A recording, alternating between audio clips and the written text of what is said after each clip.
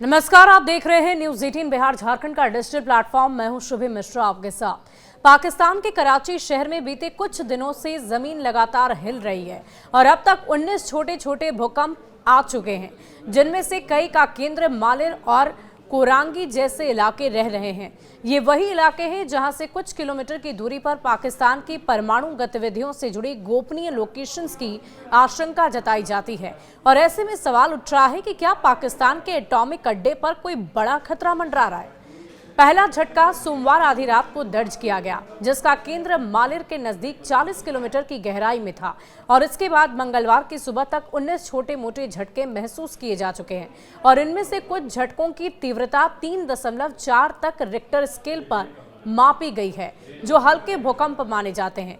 लेकिन इनकी बारंबारता और लोकेशन ने सभी को चिंता में डाल दिया है।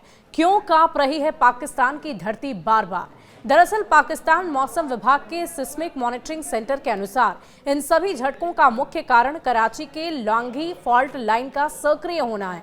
विभाग के मुख्य मौसम वैज्ञानिक आमिर हैदर ने यह बताया कि ये फॉल्ट लाइन दशकों बाद सक्रिय हुई है और इसमें से धीरे धीरे ऊर्जा निकल रही है। हालांकि उन्होंने ये भी कहा कि ये एक सामान्य प्रक्रिया है और इससे बड़ा भूकंप आने की संभावना कम है। अब सवाल ये उठता है कि कहीं ये एटॉमिक कनेक्शन तो नहीं है, मगर जिस इलाके में ये झटके महसूस हो रहे हैं वहीं के आसपास पाकिस्तान की परमाणु परियोजनाओं की मौजूदगी को लेकर लंबे वक्त से संदेह रहा है। और ऐसे में सवाल उठना लाजमी है कि क्या इस भूकंपीय हलचल का कोई संबंध पाकिस्तान की एटॉमिक एक्टिविटी से तो नहीं। विशेषज्ञों का यह मानना है कि यदि इस तरह की जमीन में लगातार हलचल होती रही है तो ये सुरक्षा के लिहाज से एक बड़ा खतरा बन सकता है। पाक में डर का माहौल है, लोग डर रहे हैं, खासकर मालिर, लांधी और कोरांगी के और साथ ही साथ क्वैदाबाद जैसे इलाकों में लोग काफी डरे सहमे हुए हैं, जहां पहले ही इमारतों की हालत जर्जर हो गई है। वहां लगातार आने वाले भूकंपों से दीवारों में दरारें आने लगी है।